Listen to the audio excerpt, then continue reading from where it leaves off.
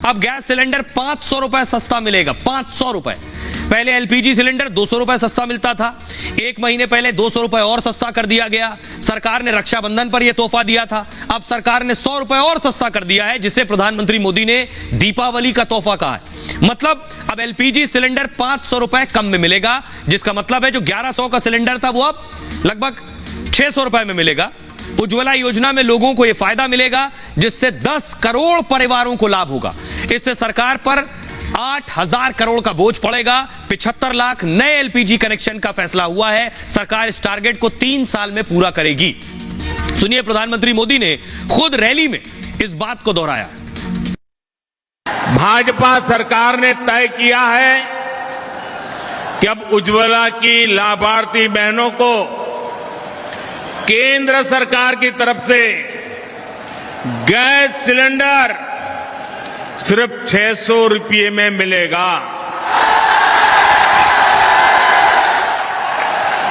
अब तक आपको एक गैस सिलेंडर करीब 1100 रुपये का पड़ता था।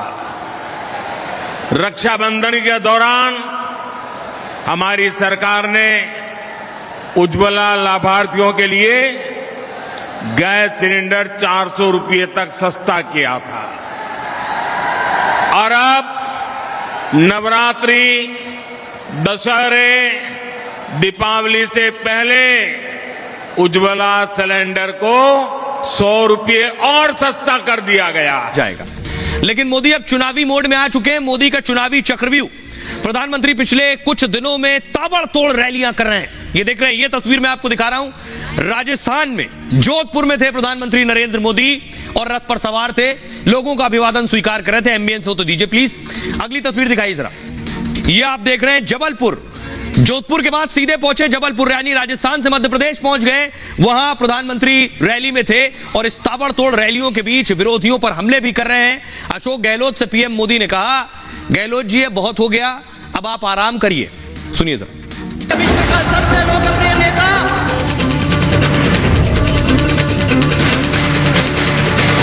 5 राज्यों के चुनाव में मोदी अकेले भारी पड़ रहे हैं। कांग्रेस साथ आज दिक्कत हो गई है कि वो भाजपा का विरोध करते करते भारत का विरोध करने लग गई है। चुनावी बिगुल बजने का इंतजार है, लेकिन मोदी ने बिगुल बजा दिया है।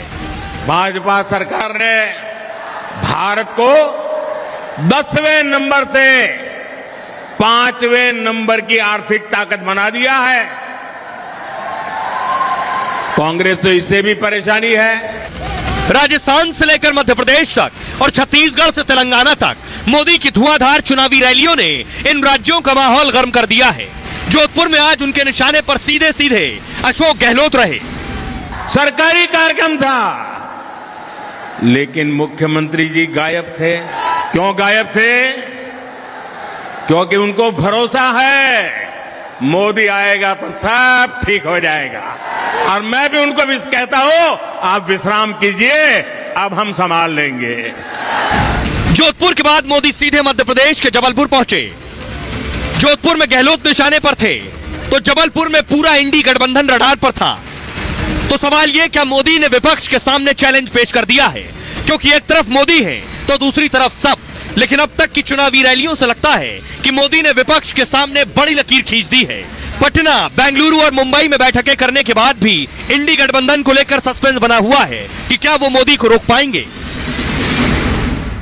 आइए मैं आपको बताता हूं, सिर्फ 5 दिन उठा लीजिए, 1 तारीख से लेकर अब तक 5 दिन में प्रधानमंत्री नरेंद्र मोदी ने कितनी रैलियां कर ली। अभी विरोधी सिर्फ सोच रहे हैं, प्लान कर रहे हैं, मोदी एक्शन में आ गए। 1 अक्टूबर को तेलंगाना के महबूबनगर में थे पीएम मोदी। 2 अक्टूबर को राजस्थान के चित्तौड़गढ़ और मध्य प्रदेश के ग्वालियर में थे। 3 अक्टूबर को तेलंगाना के निजामाबाद और छत्तीसगढ़ के जगदलपुर में रैली कर रहे थे। 5 तारीख को राजस्थान के जोधपुर और मध्य प्रदेश के जबलपुर में थे। लेकिन सिर्फ मोदी रैलियां नहीं कर रहे हैं। प्रधानमंत्री नरेंद्र मोदी ने चुनाव से पहले अपनी टीम भी तैयार कर ली है। बड़ी टीम, 2 बड़े हिंदी बेल्ट राज्यों में मैं कहूंगा, मध्य प्रदेश में यह टीम जो लीड करेगी और राजस्थान में यह टीम है जो लीड करेगी। देखिए, सबसे पहले शिवराज सिंह चौहान, कैलाश विजयवर्गीय, नरेंद्र सिंह तोमर, प्रहलाद पटेल और ज्योतिरादित्य सिंधिया मध्य प्रदेश में लीड करने वाले। इधर है 5 नेता, वसुंधरा राजे सिंधिया, शेखावत, राज्यवर्धन राठौर, अर्जुन राम मेघवाल और राजेंद्र राठौर, ये 5 लोगों की टीम इधर और 5 इधर। ये मध्य प्रदेश में लीड करेंगे और ये राजस्थान में लीड करेंगे। सुनिए जरा प्रधानमंत्री नरेंद्र मोदी को, उन्होंने राजस्थान में आज पत्थरबाजी का मुद्दा भी उठाया और साथ ही साथ मेड इन इंडिया पर भी जो प्रहार करते हैं विरोधी, उन पर भी हमला किया। क्या कांग्रेस की पहली और आखिरी नीति सिर्फ और सिर्फ तुष्टीकरण ही है क्या? रामनवमी, परशुराम जयंती, हनुमान जयंती, कोई भी त्योहार ऐसा नहीं है जिसमें राजस्थान से पत्थरबाजी की खबरें न आती हो।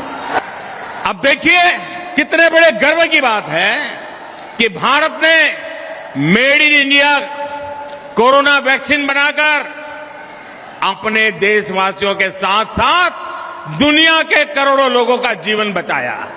अब कांग्रेस को ये मेड इन इंडिया वैक्सीन से भी बहुत परेशानी हो रही है।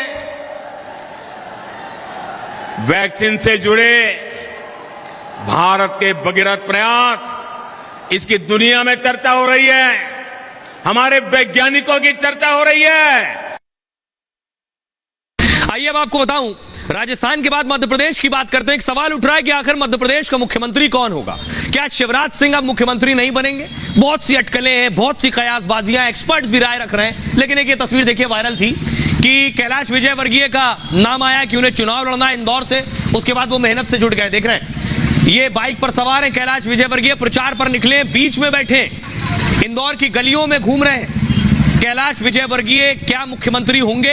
अगली तस्वीर दिखाई, क्योंकि कैलाश विजयवर्गीय भी ये देख रहे हैं प्रचार में लगे हुए हैं, अभी से लग चुके हैं, और इधर शिवराज सिंह चौहान भी प्रचार में लगे हुए हैं। लेकिन जो अटकलें लगाई जा रही हैं वो क्या है, उस पर लोग क्या कह रहे हैं, राजनीतिक विश्लेषक क्या कह रहे हैं, उस पर हम बात करते हैं। जो मुख्यमंत्री की कुर्सी को लेकर कयासबाजी चल रही, मध्य प्रदेश बीजेपी में सस्पेंस गहरा गया है और अगर बीजेपी जीती तो कौन बनेगा मुख्यमंत्री, सवाल ये।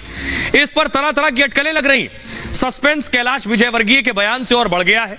विजयवर्गीय ने मुख्यमंत्री बनने के संकेत दिए, हालांकि उन्होंने सीधे सीधे कुछ नहीं कहा, लेकिन जो कहा है उसमें बहुत गहरे मायने।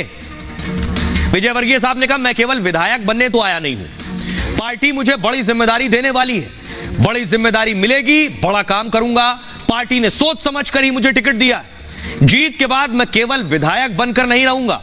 अभी से एमपी के अधिकारियों की नींद उड़ी हुई है, एमपी का कोई अफसर नहीं जो मेरी बात टाल दे। फिर उन्होंने जनता से पूछा मैं कुछ बनूंगा कि नहीं, जिसके बाद भीड़ से जवाब आया आप सीएम बनेंगे। इस पर कैलाश विजयवर्गीय ने कुछ नहीं बोला, बस इतना कहा कुछ ना कुछ तो बनूंगा ही।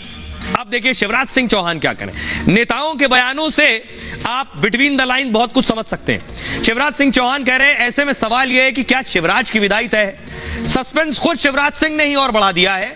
शिवराज बार बार ऐसे संकेत दे रहे हैं। सबसे पहले कैबिनेट की बैठक में संकेत दिए, जब उन्होंने मंत्रियों अफसरों को धन्यवाद दिया। शिवराज सरकार के कैबिनेट की आखिरी बैठक थी, उन्होंने कहा। इसके बाद वो जनसभा में भी भावुक नजर आए। सीहोर की सभा में शिवराज सिंह चौहान ने कहा, ऐसा भैया तुम्हें दोबारा नहीं मिलेगा, जब जाऊंगा तब सबको याद आऊंगा। सीहोर शिवराज सिंह का गृह जिला भी है और शिवराज बुधनी में भी भावुक नजर आए थे। बुधनी में जनता से पूछा मैं चुनाव लड़ूं या नहीं, अगर लड़ूं तो बुधनी से या कहीं और से लड़ूं। शिवराज के इन बयानों से सस्पेंस और गहरा गया है, क्योंकि शिवराज की उम्मीदवारी अभी तय नहीं हुई है।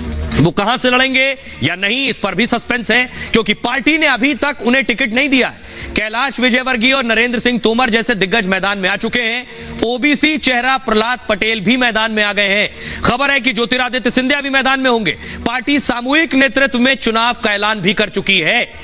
शिवराज एक ओबीसी नेता है और प्रहलाद पटेल भी एक ओबीसी नेता है। जरा सुनिए जरा शिवराज सिंह चौहान क्या कह रहे हैं रैलियों में और कैलाश विजयवर्गीय। मैं आपको विश्वास दिलाता हूं, भारतीय जनता पार्टी की सरकार फिर से बनने वाली है। मैं खाली विधायक बनने नहीं आया हूं, मेरे को और भी कुछ बड़ी जवाबदारी मिलेगी पार्टी की ओर से, और जब बड़ी जवाबदारी मिलेगी तो बड़ा काम भी करूंगा कि नहीं करूंगा। तो मैं आपको विश्वास दिलाता हूं कि हमने विकास किया है और हम विकास करेंगे। जनता की सेवा मतलब भगवान की पूजा। बोलो सही बात है कि नहीं? ना करो मुझसे, सही बात है कि नहीं? और इसलिए अभी नहीं, चिंता मत करो, मैं ले जाऊंगा, बीच में बोल के मेरा भाषण नहीं होगा। अभी नहीं बात, मेरी बात हो जाती है। बैठ मेरी बहना, मैं ऐसा भैया मिलेगा नहीं, जब मैं चला जाऊंगा तो मैं आऊंगा। अब आपको बताऊं कि प्रधानमंत्री नरेंद्र मोदी ने एक और बड़ा कदम उठाया है, वो ये कि इससे पहले आपको याद होगा रक्षाबंधन के वक्त सिलेंडर के दाम कम किए गए थे।